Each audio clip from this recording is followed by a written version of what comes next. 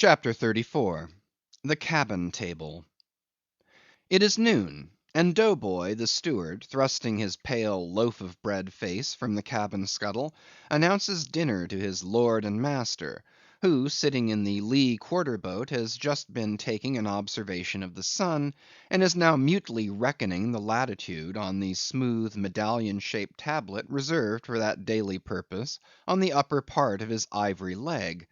From his complete inattention to the tidings, you would think that moody Ahab had not heard his menial. But presently catching hold of the mizzen shrouds, he swings himself to the deck, and in an even, unexhilarated voice, saying, "Dinner, Mr. Starbuck," disappears into the cabin. When the last echo of his sultan's step has died away, and Starbuck, the first Emir, has every reason to suppose that he is seated, then Starbuck rouses from his quietude, takes a few turns along the planks, and after a grave peep into the binnacle, says with some touch of pleasantness, "Dinner, Mr. Stubb," and descends the scuttle.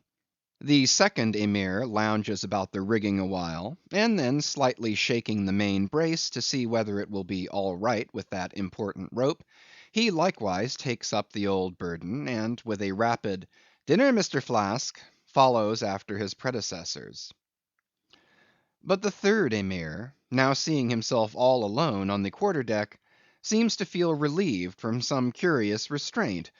For tipping all sorts of knowing winks in all sorts of directions, and kicking off his shoes, he strikes into a sharp but noiseless squall of a hornpipe right over the Grand Turk's head, and then by a dexterous sleight, pitching his cap up into the mizzen top for a shelf, he goes down rollicking, so far at least as he remains visible from the deck, reversing all other processions by bringing up the rear with music. But ere stepping into the cabin doorway below, he pauses, ships a new face altogether, and then, independent, hilarious little Flask enters King Ahab's presence, in the character of Abjectus or the slave. It is not the least among these strange things bred by the intense artificialness of sea usages, that while in the open air of the deck some officers will, upon provocation, bear themselves boldly and defyingly enough towards their commander, yet 10 to 1, let those very officers the next moment go down to their customary dinner in that same commander's cabin, and straightway their inoffensive, not to say deprecatory and humble air towards him as he sits at the head of the table, this is marvellous, sometimes most comical. Wherefore this difference? A problem? Perhaps not.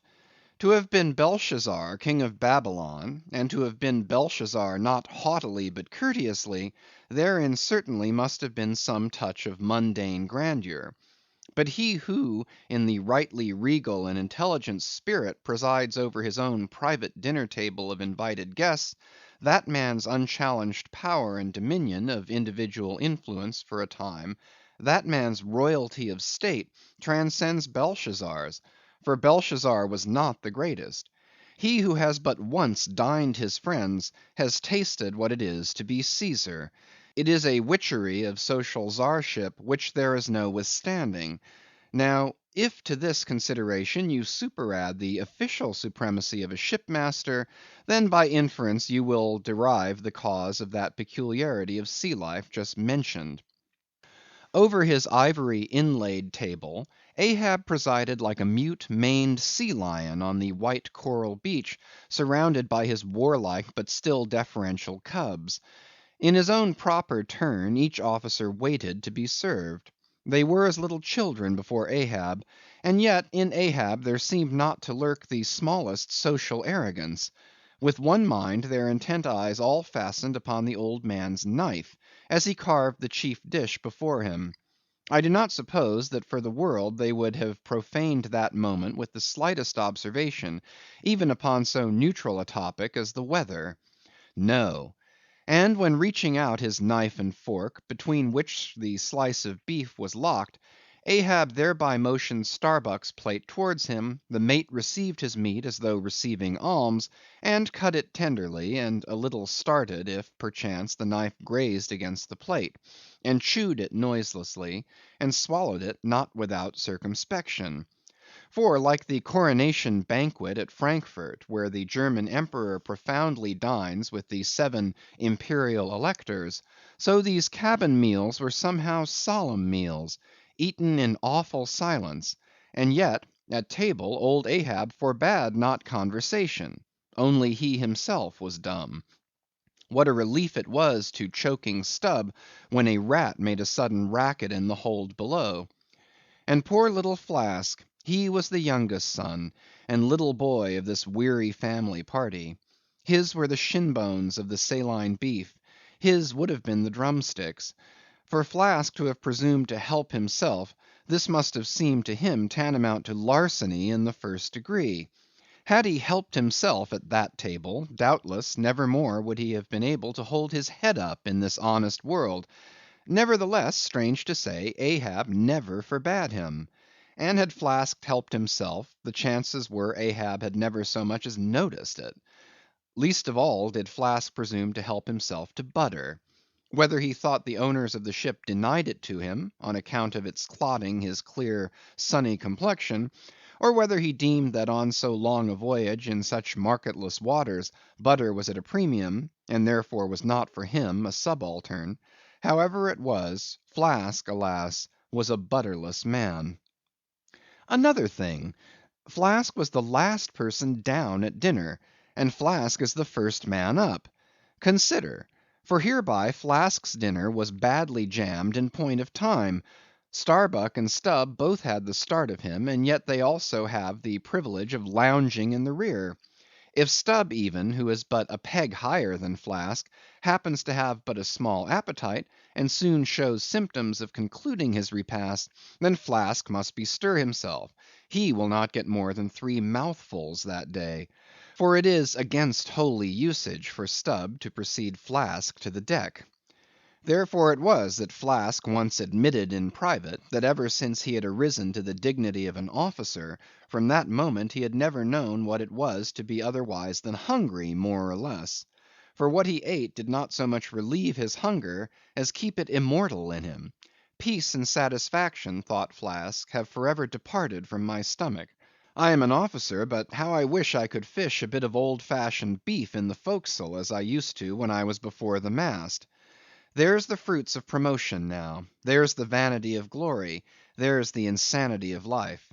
Besides, if it were so that any mere sailor of the Pequod had a grudge against Flask, in Flask's official capacity, all that sailor had to do, in order to obtain ample vengeance, was to go aft at dinner time, and get a peep at Flask through the cabin skylight, sitting silly and dumbfounded before awful Ahab. Now Ahab and his 3 mates formed what may be called the first table in the Pequod's cabin. After their departure, taking place in inverted order to their arrival, the canvas cloth was cleared, or rather was restored to some hurried order by the pallid steward, and then the 3 harpooneers were bidden to the feast, they being its residuary legatees. They made a sort of temporary servants' hall of the high and mighty cabin. In strange contrast to the hardly tolerable constraint and nameless invisible domineerings of the captain's table, was the entire carefree license and ease, the almost frantic democracy of those inferior fellows, the harpooneers. While their masters, the mates, seemed afraid of the sound of the hinges of their own jaws, the harpooneers chewed their food with such a relish that there was a report to it. They dined like lords; they filled their bellies like Indian ships all day loading with spices. Such portentous appetites had Queequeg and Tashtego, that to fill out the vacancies made by the previous repast, often the pale Dough Boy was fain to bring on a great baron of salt junk, seemingly quarried out of the solid ox. And if he were not lively about it, if he did not go with a nimble hop, skip, and a jump, then Tashtego had an ungentlemanly way of accelerating him by darting a fork at his back, harpoon wise; and once Daggoo, seized with a sudden humor, assisted Dough Boy's memory by snatching him up bodily, and thrusting his head into a great empty wooden trencher, while Tashtego, knife in hand, began laying out the circle preliminary to scalping him. He was naturally a very nervous, shuddering sort of little fellow, this bread faced steward. the progeny of a bankrupt baker and a hospital nurse. And what with the standing spectacle of the black terrific Ahab and the periodical tumultuous visitations of these three savages, Dough Boy's whole life was one continual lip quiver. Commonly, after seeing the harpooneers furnished with all things they demanded, he would escape from their clutches into his little pantry adjoining, and fearfully peep out at them through the blinds of its door till all was over. It was a sight to see Queequeg seated over against Tashtego, opposing his filed teeth to the Indians; crosswise to them, Daggoo seated on the floor, for a bench would have brought his hearse plumed head to the low carlines, at every motion of his colossal limbs making the low cabin framework to shake, as when an African elephant goes passenger in a ship. But for all this, the great negro was wonderfully abstemious, not to say dainty. It seemed hardly possible that by such comparatively small mouthfuls he could keep up the vitality diffused through so broad, baronial, and superb a person. But, doubtless, this noble savage fed strong and drank deep of the abounding element of air, and through his dilated nostrils snuffed in the sublime life of the worlds. Not by beef or by bread are giants made or nourished. But Queequeg, he had a mortal barbaric smack of the lip in eating, an ugly sound enough, so much so that the trembling Dough Boy almost looked to see whether any marks of teeth lurked in his own lean arms. And when he would hear Tashtego singing out for him to produce himself, that his bones might be picked, the simple-witted steward all but shattered the crockery hanging round him in the pantry by his sudden fits of the palsy.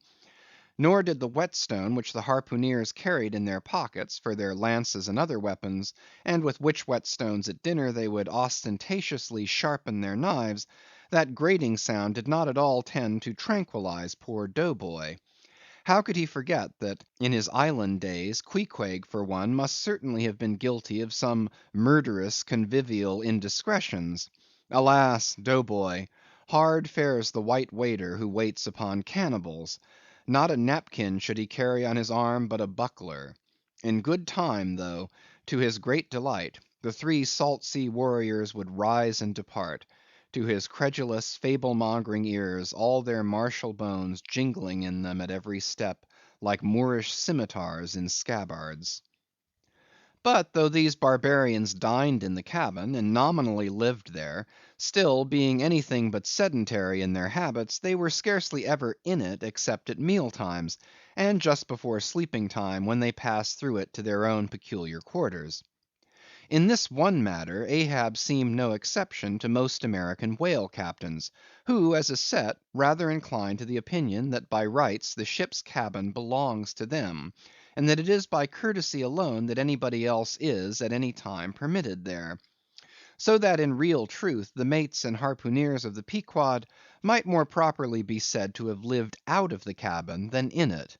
For when they did enter it, it was something as a street door enters a house, turning inwards for a moment, only to be turned out the next, and as a permanent thing residing in the open air.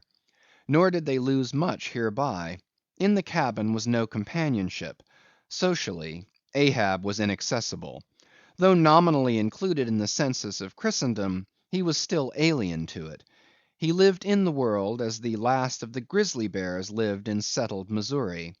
And as when spring and summer had departed, that wild Logan of the woods, burying himself in the hollow of a tree, lived out the winter there, sucking his own paws; so in his inclement, howling old age, Ahab's soul, shut up in the caved trunk of his body, there fed upon the sullen paws of its gloom.